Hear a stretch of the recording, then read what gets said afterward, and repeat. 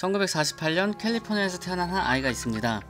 어렸을 때 매우 밝은 아이였지만 7살 무렵 부모님이 이혼을 하면서 어머니와 살게 되었고, 어머니는 심각한 알코올 중독자로 이 아이를 정신적으로 학대하고 폭행하기도 했습니다. 13살이 되면서 이 아이는 이상한 행동들을 하는데, 고양이를 잔인하게 찔러 죽이거나 여 형제의 인형들을 가지고 괴상한 성적 의식을 치렀다고 합니다. 이는 사이코패스의 전형적인 전조 증상 중 하나였습니다. 냠냠냠냠냠냠냠냠냠 지식 냠냠. 그의 이름은 에드워드 캠퍼로, 그는 세계의 10대 살인마 중 하나이자 사이코패스 프로파일링 발전에 중요한 인물이 됩니다. 캠퍼가 16살가 되던 해 첫 사건이 발생하는데요. 뒷산에 사냥을 하려고 총을 챙겨 나가다가 할머니와 가벼운 말다툼을 했고, 갑자기 총으로 할머니를 쏘았고, 그 다음 부엌칼로 3번 찔러서 살해했습니다. 이를 발견한 할아버지도 총으로 살해했습니다. 조부모를 살해한 후 자수를 했고 캘리포니아 소년법정에 서게 됩니다. 재판에서 단순히 할머니를 쏘면 어떤 느낌일지 궁금했다고 말했다고 합니다. 판사는 캠퍼가 조현병을 앓고 있으니 그를 병원에 수용하라는 판결을 내렸습니다.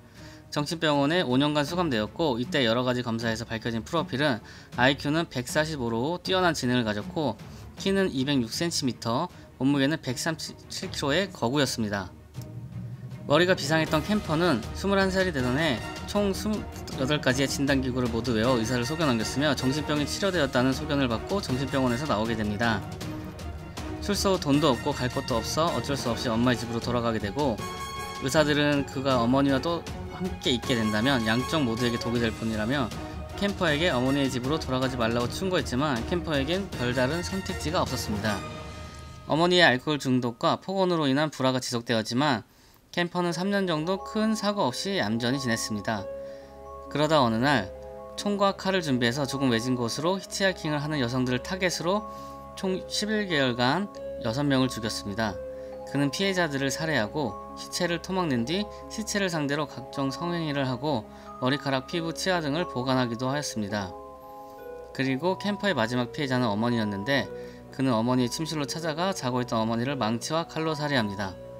캠퍼는 어머니의 잘린 머리에 다트를 던지며 즐거워했고, 시체에 각종 엽기적이고 끔찍한 행위를 했습니다. 캠퍼는 머리가 좋았기에 당시 일반적인 살인사건에서 다른 용의자들보다 계획적이고 철저하게 단서를 남기지 않았기에 아예 용의선상에 올라있지도 않았습니다. 결국 기다리다 못한 캠퍼는 자신이 연쇄살인범이며 어떤 방식으로 여자들을 죽이고 시간했는지 자세하게 설명을 했습니다. 이 때문에 놀란 경찰에서 자수한 캠퍼를 정식으로 체포하게 되었고, 수사를 하면서 그의 범행에 경악하게 됩니다. 특히 이 사건은 미국 전역에 큰 충격을 주게 됩니다.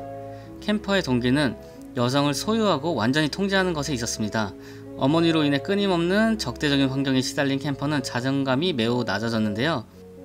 캠퍼가 초등학교 때 친구들이 장난으로 캠퍼가 좋아하는 여성에게 가서 키스해봐라고 놀렸는데, 캠퍼의 대답은 키스를 하면 먼저 죽여야 돼 라고 했다고 합니다.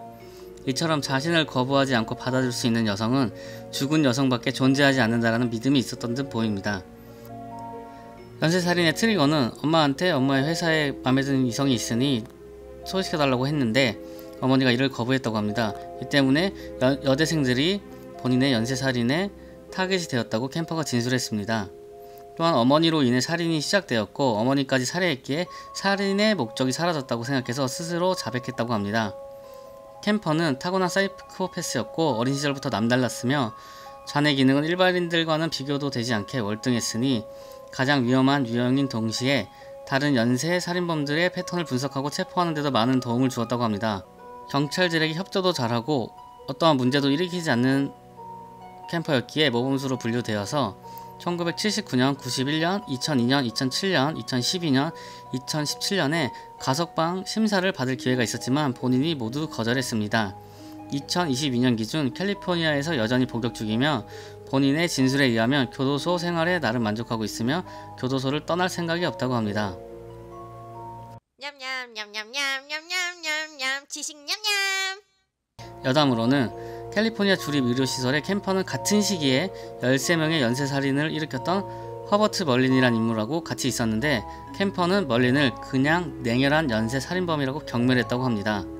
캠퍼는 멀린이 다른 수감자들을 괴롭히는 버릇이 있어서 멀린이 다른 수감자들을 괴롭힐 땐 물을 뿌리고 닥치라고 위협했고, 멀리는 행동이 좋아지면 땅콩이나 먹을 것을 주면서 일종의 행동 수정 치료를 본인이 했다고 이야기하였습니다.